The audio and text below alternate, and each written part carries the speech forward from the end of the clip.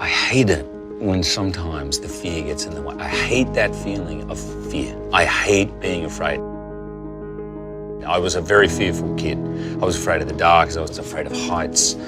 I froze rock climbing, and my friends made fun. I hated that idea, and I made myself get over those fears. Right? And now I'm no longer.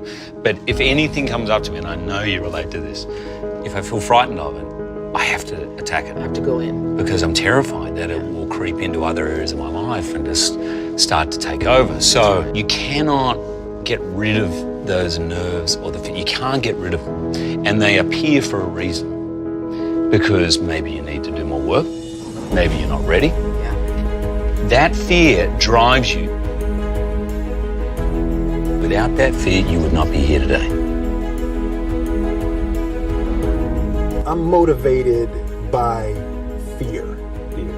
Fear of what? Fear of fear. I hate being scared to do something.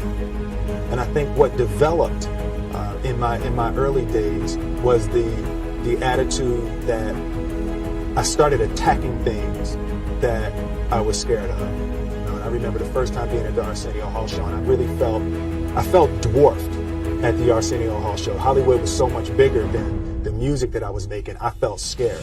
And so I walked right up to Arsenio. Oh, what's up, man? What's going on, man? My name is Will Smith. I'm gonna be a big dog out here in a minute. You don't know me yet, but I'm gonna be big. Yeah. And I started developing the habit of attacking things that I was scared of.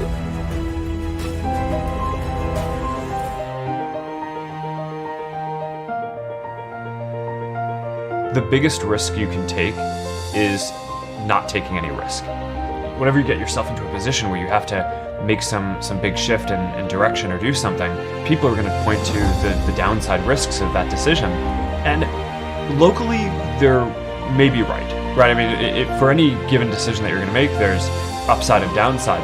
But in aggregate, if you are stagnant and you don't make those changes, then I think you're guaranteed to fail. Over time, the biggest risk that you can take is to not take any risk. The other thing is you have to embrace those failures. You have to embrace those mistakes.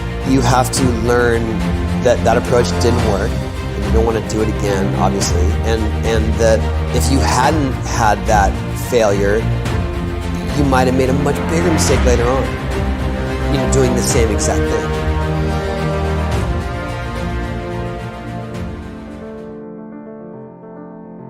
If you want to be successful, here's the thing you have to do. You have to jump.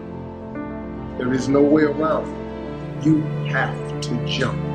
Every successful person has jumped. You got to jump. You got to jump. Now here's the problem. Here's the problem, my friends. When you jump, I can assure you one thing. I promise you this. Your parachute will not open right away. No. That's the fear part. I promise you your parachute will not open right away. You're gonna hit them sides and them rocks. You're gonna tear your back out on them cliff. You're gonna cut yourself. You're gonna get wounded. You're gonna get some tears and stuff like that. But eventually, the parachute will open and you'll be sober. But here's the other caveat. Let me teach you this right here. If you do not jump, I promise you one thing. Your parachute will never open. Here's the thing you have to do. You have to jump. You have to jump. You got to take a leap of faith. You got to dash off that cliff and you got to jump out there as far as you can. Now, a lot of times you stand on the cliff of life and you see other people soaring by, gliding down like a bird flying through the air. They going over to the south of France. You see them on a boat somewhere. You see their family vacationing here, their family vacationing there. You see them dressing like this. You see them in New York, then you see them in London. They flying by. You know why? It's because their parachute open. But the only way to get your parachute to open so you can soar, you got to jump.